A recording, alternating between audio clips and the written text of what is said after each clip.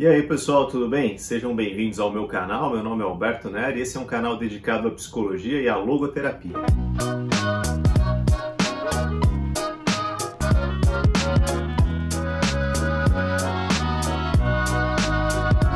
No vídeo de hoje eu vou falar um pouquinho para vocês sobre este livro aqui, Evasivas Admiráveis. Esse é um livro que há algum tempo atrás foi lançado e arrebanhou assim um grande número de leitores, principalmente por conta do estilo contundente do seu autor, o Theodore Dalrymple. Dalrymple, ele é reconhecido como um autor conservador, então ele vai defender ali essas pautas, e nesse livro especificamente ele faz severas críticas à psicologia como um todo. Logo aqui na capa, veja o subtítulo do livro, né? Então o livro chama-se Evasivas Admiráveis, como a psicologia subverte a moralidade. Então ele já começa com uma afirmação: a psicologia subverte a moralidade. Será que ele está correto nessa crítica? O que é que um psicólogo, que é o meu caso aqui, tem a dizer sobre isso? Se você quer saber, fica com a gente até o final desse vídeo. Então o autor, ele começa aqui o livro dele contando uma história que ele estava lá uma certa ocasião no aeroporto e ele começou a olhar os livros de uma livraria e chamou a atenção dele. Havia vários livros com títulos que tinham alguma coisa a ver com psicologia. Até aí tudo bem, se você já foi a uma livraria, você já deve ter visto, entre livros de psicologia, autoajuda e desenvolvimento humano, tem muitos títulos mesmo, é verdade. O que chama atenção logo no começo é o comentário que ele faz sobre isso. Prestem atenção. Então aqui logo no início, na introdução, ele diz que a soma de todos aqueles títulos, na verdade, era uma enxurrada de asneiras. Então ele está dizendo que aquele monte de livros de psicologia consistiu numa enxurrada de asneiras. Começa desse jeito. E ainda aqui no prefácio, a introdução brasileira, olha o que ele escreve: a psicologia tornou-se uma das áreas de estudo mais populares das universidades ocidentais. Espero que esse pequeno livro possa persuadir os brasileiros a não seguir essa onda inútil e, de fato, prejudicial. Então, para ele, essa onda de estudar psicologia que ele está dizendo, e só um detalhe ele esqueceu de incluir aqui, não é só nas universidades ocidentais, as orientais também. Eu tenho ido a congressos e encontrado pessoas do Oriente Médio, do Japão, então não só nas ocidentais, nas orientais também é uma onda de psicologia, que para ele não somente é algo inútil, como é algo perigoso. Por que que ele está dizendo isso? Continuando as suas críticas, ele vai dizendo o seguinte, que a psicologia ela não é uma chave para o autoconhecimento. Na verdade, ela é uma barreira cultural para acessar essa compreensão. E a partir daí, o que ele vai fazer? No decorrer dos capítulos, ele vai apresentar a sua opinião sobre algumas escolas da psicologia, algumas delas. E ao apresentar a sua opinião, vocês vão ver que ele vai tecer assim críticas bem destrutivas com relação a essas diferentes escolas, mas eu quero analisar um pouco dessas críticas e depois apresentar um contraponto também. Tem uma parte que me incomodou bastante, assim, logo no início, é que ele pega e faz o seguinte, ele resume a psicologia. Eu sempre falo isso aqui para vocês, você falarem a psicologia é uma coisa muito complicada, porque aquilo que a gente chama de a psicologia tem muitas vertentes e às vezes vertentes até antagonistas entre si, com diferentes pontos de partida, com diferentes formas de compreender o mundo e o ser humano. Então eu já acho muito complicado você falar em a psicologia. Mas ainda assim ele tenta especificar, só que ele vai resumir essa psicologia a 4 ou 5 correntes. Então vejam só, me incomodou muito o fato de alguém estar criticando a psicologia sem de fato estar falando da psicologia como um todo, mas apenas de 4 ou 5 escolas. Quer dizer, a gente tem dezenas de escolas dentro da psicologia. Como é que você vai criticar 4 ou 5 e aí generalizar a psicologia como um todo? Fora isso, as próprias críticas que são feitas a essas escolas são lá críticas que eu não sei se resistem a uma análise um pouco mais profunda. Por exemplo, aqui na página 17 ele vai falar o seguinte, que não existem evidências científicas de que os antidepressivos funcionam, né? A não ser em poucos casos. Vejam só, isso é uma fala, pessoal, muito séria. Por quê? Você chegar e falar, antidepressivo não funciona. Então o mínimo que você tem que fazer se você faz uma declaração dessas é citar suas fontes. De onde você tirou isso? Quais são os artigos científicos? Quais são as pesquisas que vão embasar essa opinião? E a única fonte que eu encontrei aqui, se eu não me engano, é uma Bookman antiga, que é a fonte do livro, né? A fonte do caractere, porque não tem fonte aqui dizendo qual da onde ele tirou essa ideia. Então vejam só, eu não estou querendo dizer aqui, pessoal, que você não pode criticar. No caso aqui não é nem a psicologia, ele está criticando a psiquiatria também, né? A neurofarmacologia. Mas se você vai fazer uma crítica e se você tem leitores que vão comprar essa ideia, então mostre de onde você tirou isso. Na minha impressão, isso aqui não passa de uma opinião, não tem validade científica nenhuma. Então, na opinião dele, os antidepressivos não funcionam. Entre a opinião de alguém e uma verdade científica, existe uma longa distância. Então, a gente já percebe aqui logo no começo que ele vai um pouco nessa onda negacionista da ciência, na qual muitos pensadores têm tentado surfar aí nos dias de hoje. A partir daí, ele vai então começar a criticar as escolas da psicologia, começando, né, criticando o próprio Freud. Afinal de contas, né, o pessoal gosta de bater no Freud, afinal de contas ele foi o primeiro, ele foi o pioneiro, etc. Então, bater no Freud é um esporte preferido, talvez, de muitas pessoas que gostam de fazer críticas à psicologia. E vejam só, mais uma vez, não é que ele não possa ser criticado, mas é a maneira como a crítica aqui está sendo feita. Então, ele vai criticar, por exemplo, vai dizer que Freud era, eu anotei aqui para compartilhar com vocês, mentiroso, plagiador e falsificador de evidências. Acusações seríssimas, né? Qual é a base, qual é a fonte, mais uma vez, de onde ele tirou para dar evidências dessas acusações? Não tem. Então, olha, sinceramente, pessoal, sempre que eu estou lendo alguma coisa, eu começo a ouvir esses artigos, né, criticando isso, criticando aquilo, e não tem base, não tem evidência, eu fico com o pé atrás. E logo de cara fiquei com o pé atrás em relação a esse livro.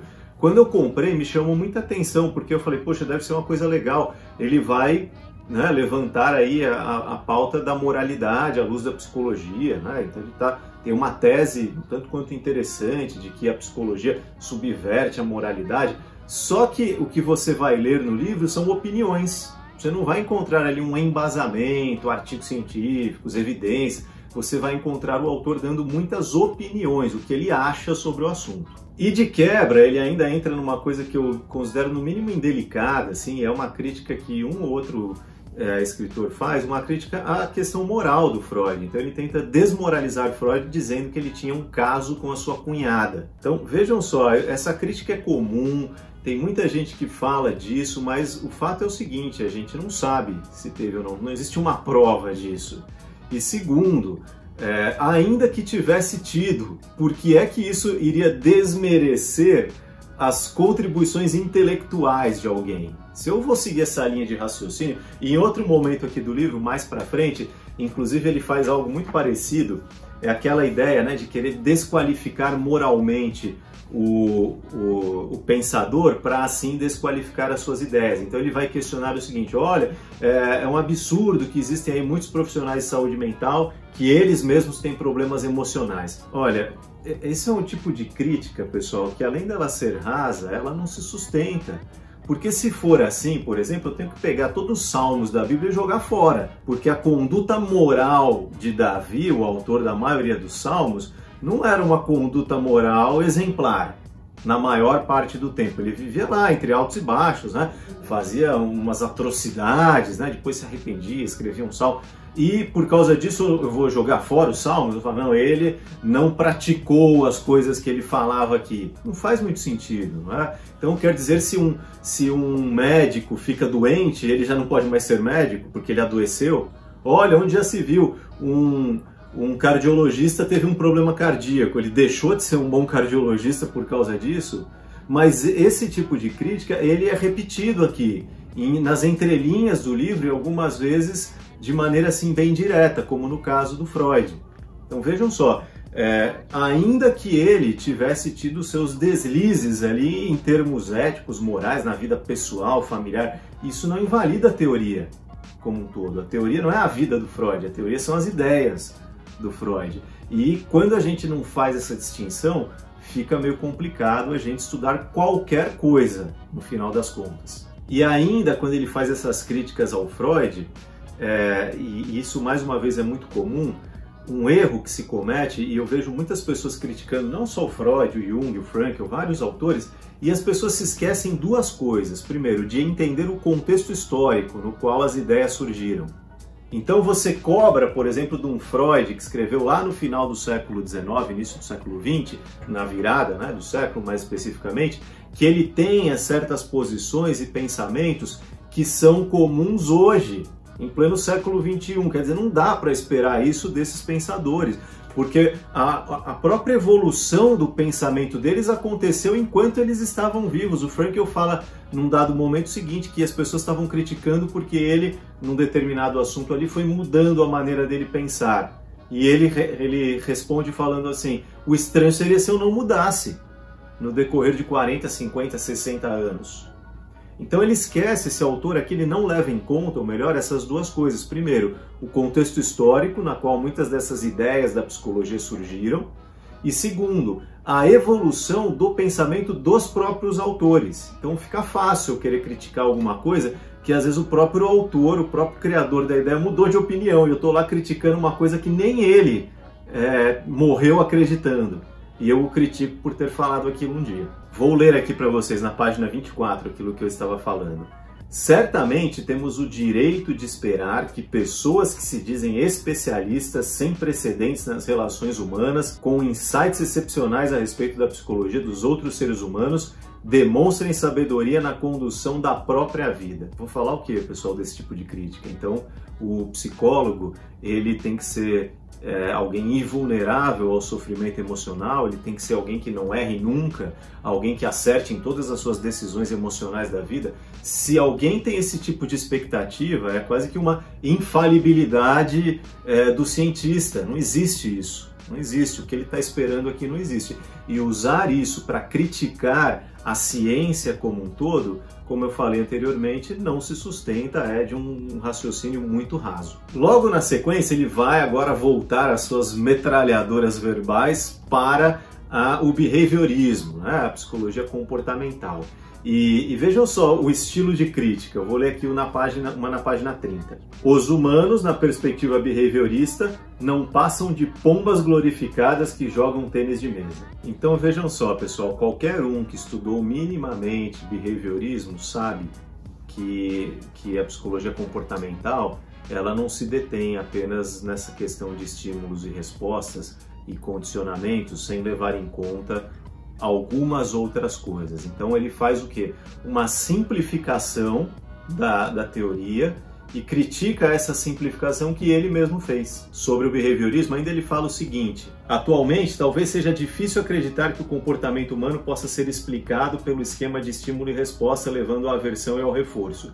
Seus pressupostos e generalizações podem parecer ingênuos ao ponto de ser ridículos. Então, vejam só, você criticar o behaviorismo e dizer que a psicologia pode ir além disso, tudo bem. Agora, você dizer que aquela compreensão, não é, que os behavioristas chegaram de como funcionam os condicionamentos, estímulos, respostas, e dizer que isso é ridículo, ridículo é você fazer esse tipo de crítica, porque está mais do que provado que, em muitos casos, o comportamento humano se explica assim, dessa forma.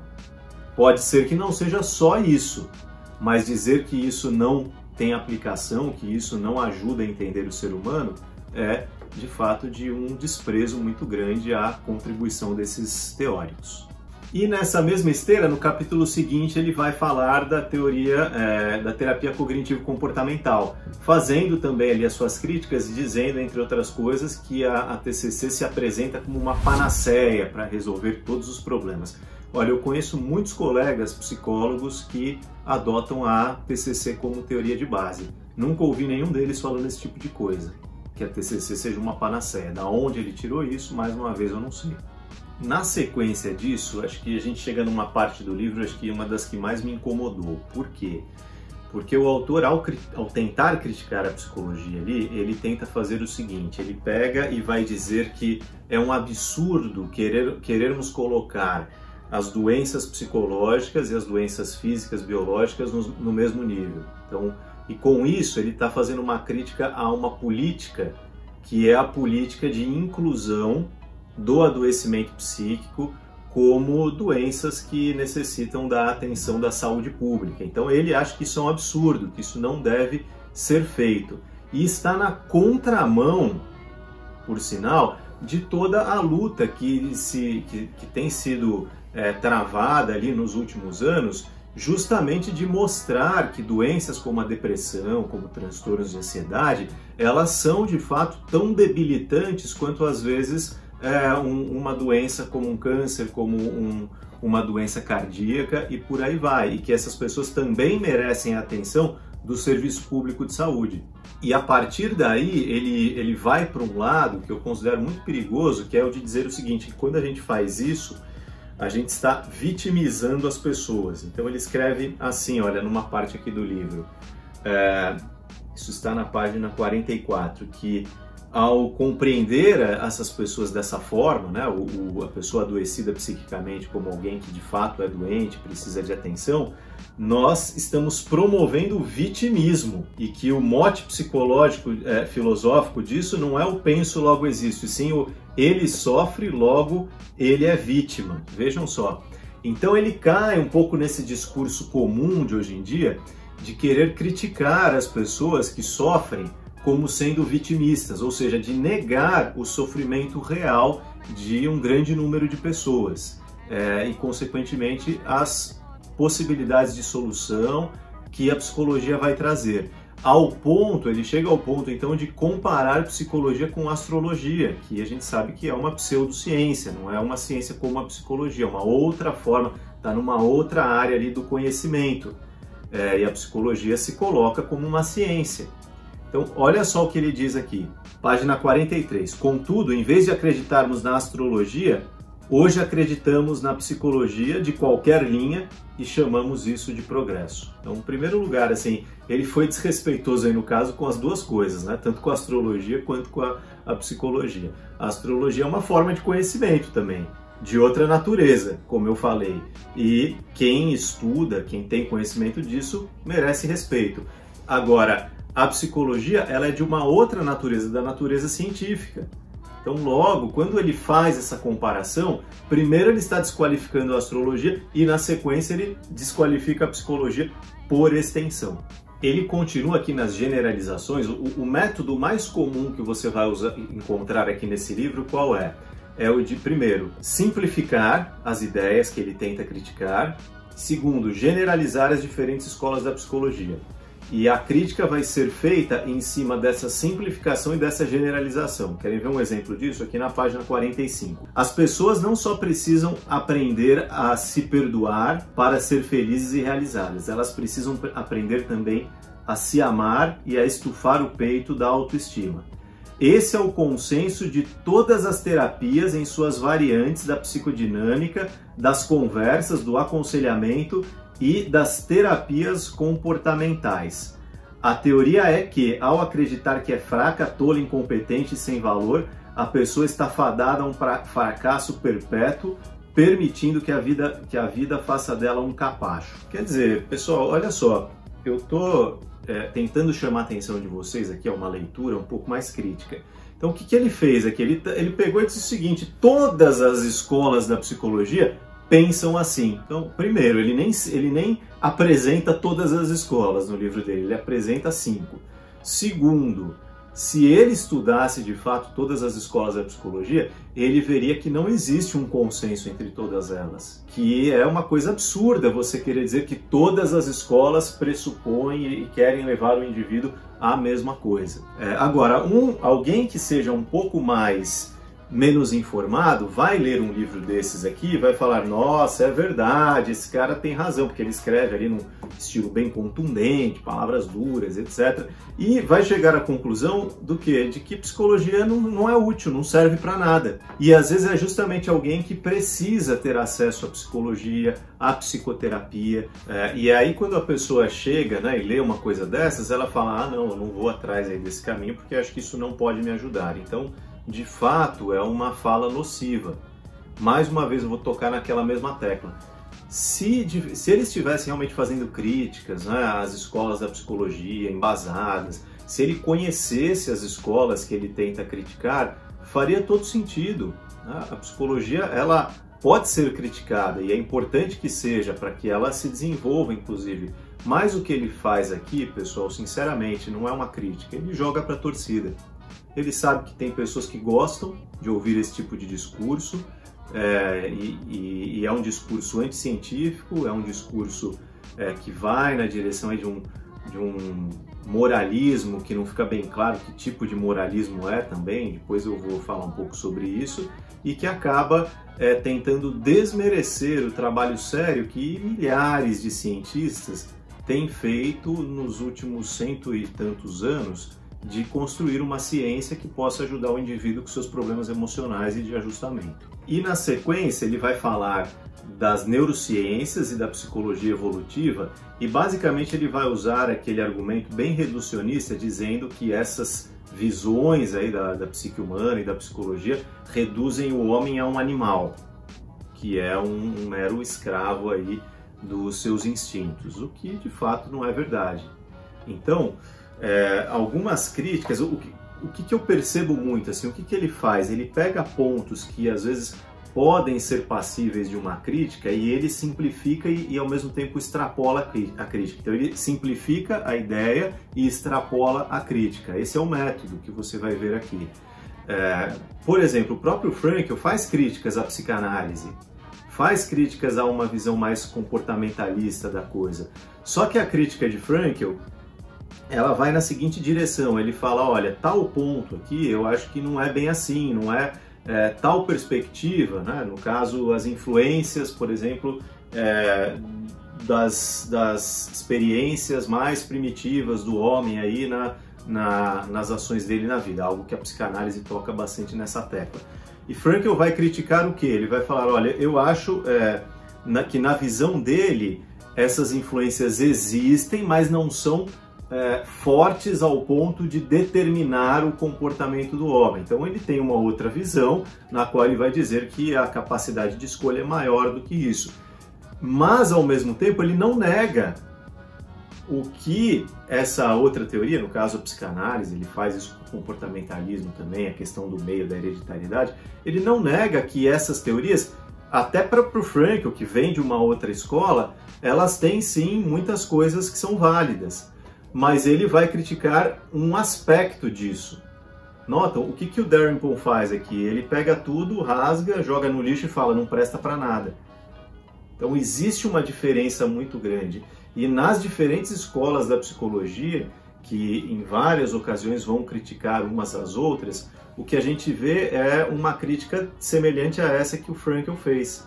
E não uma crítica no sentido de destruir as outras e dizer só a minha presta. O Frankl fala com todas as letras, abertamente, que nós não podemos desprezar as contribuições que pessoas como Freud, Skinner e tantos outros deram. Podemos desprezar, né? Mas podemos sim, obviamente, procurar ir além delas, tudo bem, mas não é isso que acontece aqui no livro. Então é uma crítica bem com o objetivo de destruir tudo. E lá para o final, ele vai, no final das contas, né, fazer ali admitir alguma coisa, na página de 91, quando ele diz assim, que a psicologia, ela até pode servir, olha só, né, olha como ele é bonzinho aqui no final, o que ele fala, a psicoterapia, né, as escolas da psicologia e tal, que usadas de uma maneira seletiva e discriminada podem ser muito úteis para indivíduos escolhidos a dedo. Então, e que infelizmente a natureza megalomaníaca da maioria das profissões modernas que cuida das pessoas alegando competência no domínio dos assuntos que estão além do alcance da compreensão técnica ou solução, acabam subvertendo qualquer modéstia residual, realismo ou julgamento que poderiam ainda ter. Sinceramente, pessoal, a única megalomania que eu vejo é a dele, na crítica que ele faz, de juntar todas as contribuições da psicologia e dizer que não servem para nada, com exceção de alguns poucos indivíduos especificamente. Vejam só, não é, por exemplo, o que estudos que vão procurar, né, mostrar ali a psicologia baseada em evidências, por exemplo, e esse método é usado em diferentes abordagens, mostrar a relevância e a eficiência. Não é o que você vai ouvir do relato das pessoas que fazem terapia. E como psicólogo eu ouço isso o tempo todo, dos meus pacientes ou de outras pessoas que foram fazer terapia e relatam os benefícios, mas não é só isso, isso é estudado também em congressos, em universidades, mestrados, doutorados. Então não existe megalomania nenhuma em dizer que de fato a psicologia pode ajudar. Mas quando eu generalizo e tento simplificar a psicologia, que é uma ciência hipercomplexa, como se fosse uma coisa só, aí de fato fica fácil eu fazer uma crítica, como é o que acontece no decorrer do livro todo. Para finalizar, então, pessoal, eu quero pontuar o que eu entendi que são alguns dos pontos mais relevantes em termos de tentar entender essa crítica, né? E que me fizeram, né? Como eu falei, eu comprei o livro, achei super interessante, a hora que eu comecei a ler eu falei, peraí, alguma coisa está errada aqui, porque não é possível, esse indivíduo ou ele está mal intencionado, né, verdadeiramente, e ele já partiu de um pressuposto, ele falou, vou escrever um livro ali para destruir a psicologia, tentar destruir os efeitos, né, os usos da psicologia, ou de fato, né, eu prefiro acreditar na segunda hipótese, ele está falando de algo que ele não sabe, ele não estudou o suficiente para poder falar sobre o assunto, então ele está falando ali de orelhada, algo que ele não conhece. É semelhante a uma ocasião, eu conversando ali com uma pessoa, né, isso na época que eu era pastor ainda, mas já era formado em psicologia, embora não exercesse. Vocês sabem que às vezes nos meios religiosos existe esse tipo de crítica, assim, também muito contundente, né, contra a psicologia e tal. E um colega ali, uma pessoa mais experiente até, um pastor mais velho, um grupinho assim de outros colegas, discursando ali, né, e falando, esse negócio de psicologia não serve para nada, psicoterapia, etc.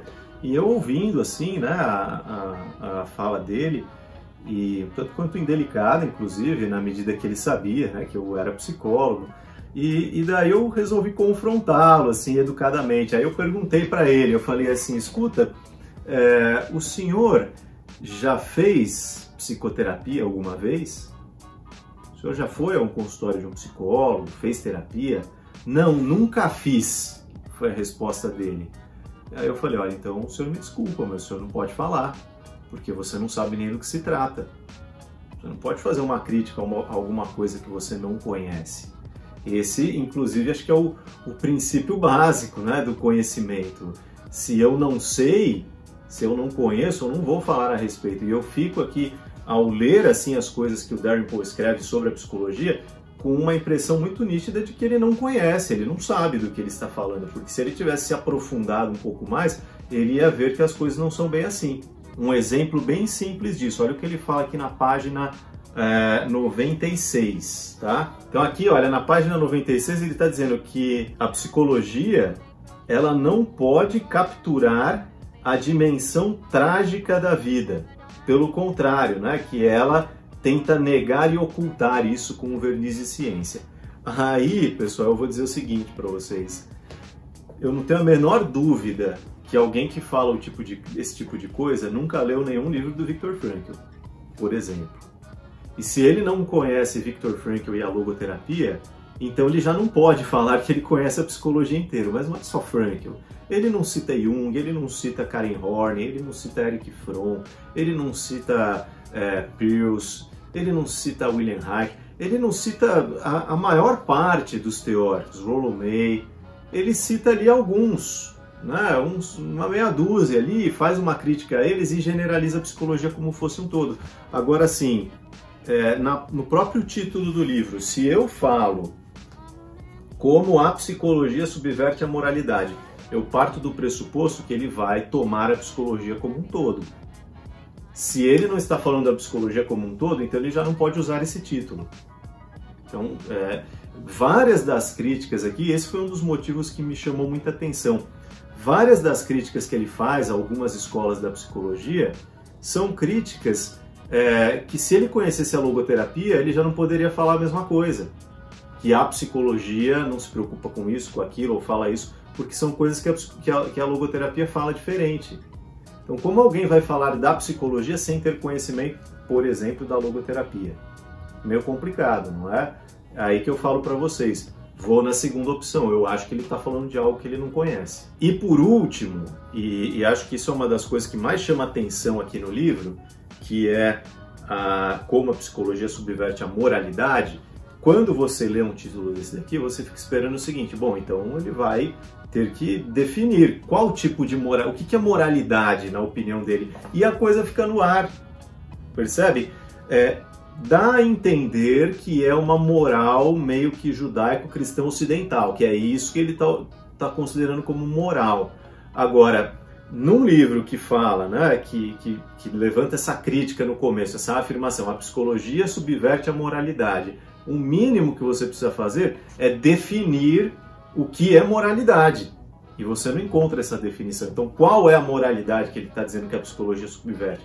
Não tem essa definição. Então, essa para mim é uma falha assim, bem complexa aqui no livro, porque como você vai falar que a psicologia subverte algo e você nem define o que é esse algo?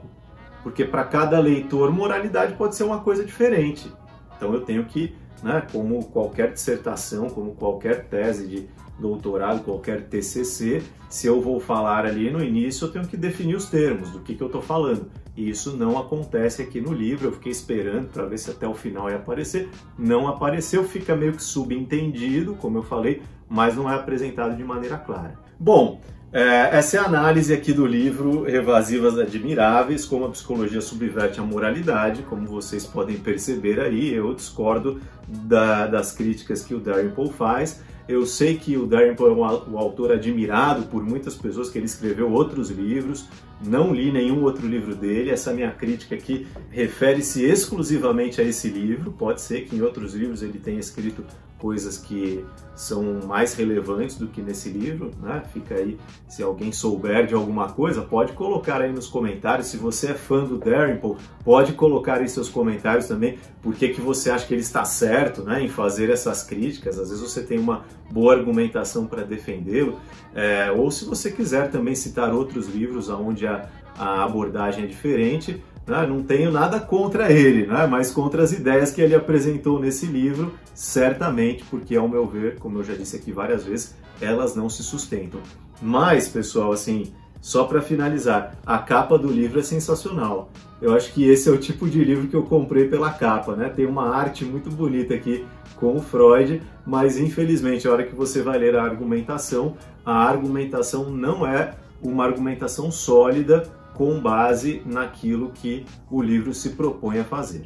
É isso, espero que você tenha gostado desse vídeo e eu quero saber aqui nos comentários se você conhecia ou não esse livro, se você já leu ou não, se você concorda com as críticas que eu fiz ou se você concorda com as críticas do Dalrymple. Quero ouvir o que vocês têm a dizer aqui nos comentários. É isso então, pessoal, vejo vocês no próximo vídeo.